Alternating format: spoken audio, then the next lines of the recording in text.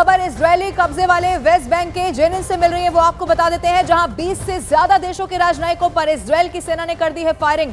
तस्वीरें अब आपको दिखाएंगे जिसमें आपको मालूम होगा कि कैसे फायरिंग शुरू होते ही अलग अलग देशों के राजनयिकों के बीच अफरा तफरी का माहौल हो गया। ये आप देखिए, वो जान बचाने के लिए इधर उधर भागने लगे हैं। खबर यह है कि विदेशी राजनयिकों का डेलीगेशन फिलिस्तीनी अथॉरिटी की ओर से आयोजित ट्रिप पर गया हुआ था, तभी वहां अंधाधुंध फायरिंग शुरू हो गई। इस डेलीगेशन में इटली, कनाडा, मिस्र, चीन, रूस, जॉर्डन और ब्रिटेन जैसे देशों के राजनयिक शामिल थे। बताया यह भी गया कि 20 देशों के राजनयिकों की टीम रिफ्यूजी कैंप में मानवीय सहायता का निरीक्षण करने के लिए पहुंची थी कि तभी ये फायरिंग हो गई। खबर यह है कि 20 से ज्यादा देशों के राजनयिक फिलिस्तीन का दौरा करने के लिए गए थे, जहां गलती से वो वेस्ट बैंक के इलाके से सटे इजरायली सीमा में चले गए और इसके बाद उन्हें देखते ही इजरायली सेना ने गोलियां चलाना शुरू कर दिया, जिसके बाद राजनयिक जान बचाकर भागते हुए कैसे नजर आए हैं। ये अफरा तफरी का माहौल आपको इन तस्वीरों में दिखाई देगा। वेस्ट बैंक के जेनिन की ये तस्वीरें, दो अलग अलग आपके टीवी स्क्रीन पर तस्वीरें हम आपको दिखा रहे हैं। ये 20 अलग अलग देशों के राजनयिक बताए जा रहे हैं जो गए तो थे वेस्ट बैंक का दौरा करने के लिए, वहां पर वो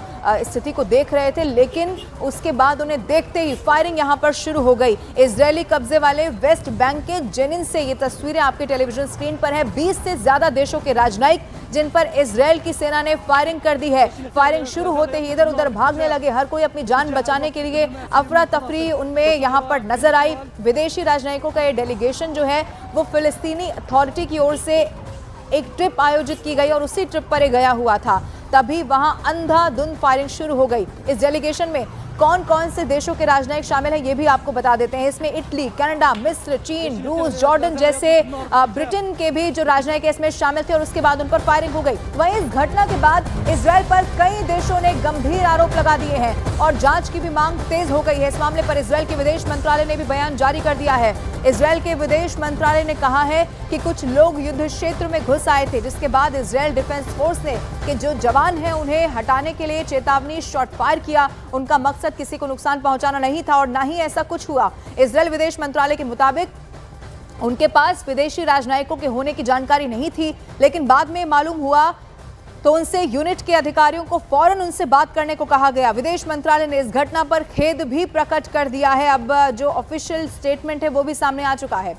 और इन सब के बीच आपको यह भी बता दें, इजरायल के कब्जे वाले वेस्ट बैंक के जेनिन इलाके में राजनयिकों पर हुई फायरिंग के मामले में कई देशों का जो गुस्सा है वो फूट पड़ा है। कनाडा, ब्रिटेन, फ्रांस, मैक्सिको समेत कई देशों ने इजरायली सेना की तरफ से की गई इस फायरिंग की निंदा कर दी है और इस मामले में तुरंत जांच करवाने की भी मांग कर दी है। 20 से ज्यादा देशों के राजनयिकों का दल इजरायल के कब्जे वाले जेनिन में शरणार्थी कैंपों का जायजा लेने के लिए पहुंचा था।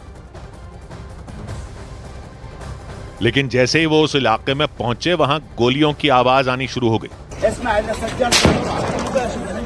गोलियों की आवाज सुनते ही सभी राजनयिक घबरा गए और अपनी अपनी गाड़ियों की तरफ दौड़ पड़े। वहां अफरा तफरी मच गई। हालांकि गनीमत ये रही कि किसी को भी गोली नहीं लगी, लेकिन इजरायली सेना की तरफ से राजनयिकों के दल पर हुई फायरिंग की इस घटना से कई देश भड़क गए।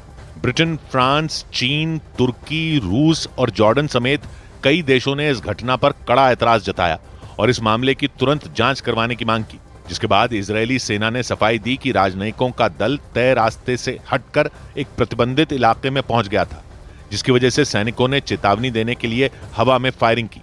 लेकिन इजरायली सेना की सफाई के बावजूद उन देशों का गुस्सा ठंडा नहीं हुआ।